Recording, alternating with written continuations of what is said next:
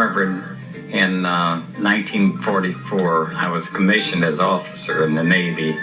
He was an ensign in the Navy with a uniform and good looking, really tall, good looking guy. And I thought, oh boy, he's for me. She really impressed me extremely. She was well dressed and very charming. He was very, very polite, may I say, and very attentive was what attracted me to him. I just had a tendency to fall in love with her and I immediately asked her for a date. And I said, fine. You know, and I told the other girls, I said, oh, I think I got a date already. So that's the way it started. We were married in October the 21st, 1944. And George and I wrote to each other 2 or 3 times a week while he was gone and he was overseas, and that's all we had to do, you know. That's the only way we could correspond. But it was rough. It was rough. When the war was over, we finally, when I finally got home, California, we came back to St. Louis area. Because we wanted to start our family. And so I became pregnant with our first child, and I developed pneumonia. Loretta was almost lost because we had a terrible time saving her. Well, during that time, we lost our first child.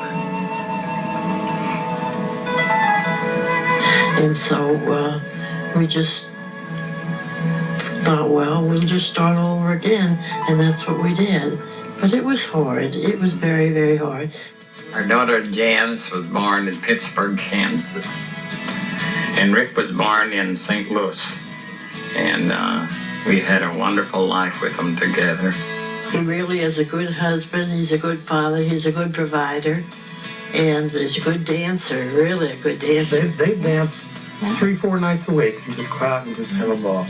Dance, have a ball. It was fun to watch. Sure, we had disagreements once in a while, like any married couple, but we resolved them in a peaceful way.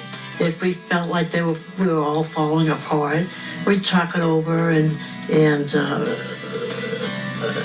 ask God to help us, you know, and it seemed like he was always on our side.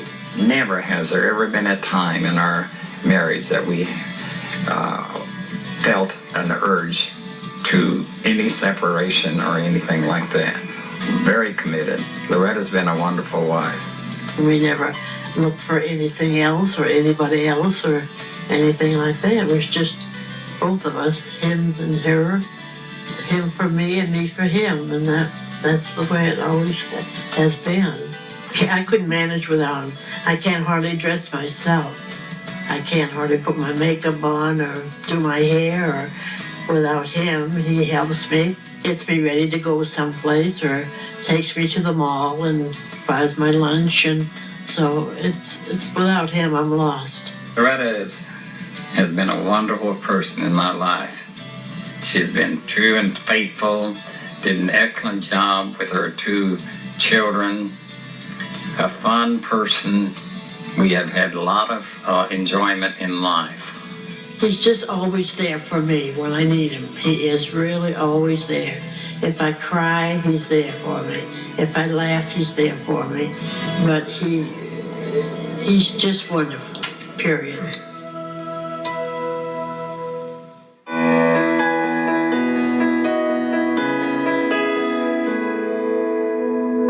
Since her death 4 years ago, I've tried to have a positive attitude in the remainder of my life. Looking forward of being spiritually together with her. And surely it had been very difficult to me, you know, missing her. There's no perfect marriage, but I feel we had one of the most perfect marriages.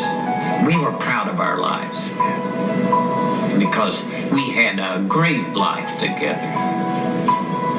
But when I see Loretta in heaven someday, I will kiss her and put my arms around her and thank her for helping me have a wonderful life with her together.